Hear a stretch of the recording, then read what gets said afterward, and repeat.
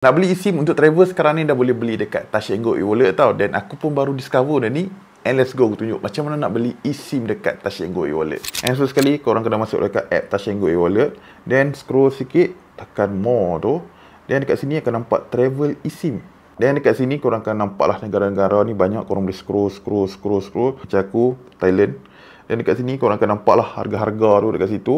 Dan aku ambil 1 GB RM7. Dan aku tekan next.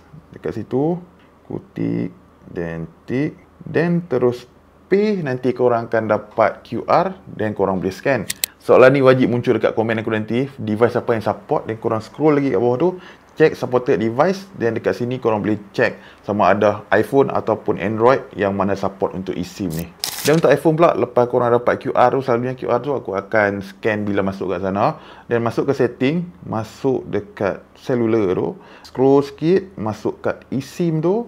Dan dekat eSIM ni korang boleh scan ataupun korang masukkan manual dia punya nombor tu. Dan akan appear, korang dah boleh pakai eSIM. Senang kan?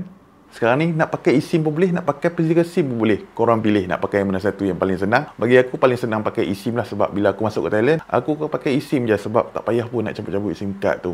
Biar je dalam handphone ni. Apa dapat, jangan lupa untuk like, follow and share. Thank you, gang.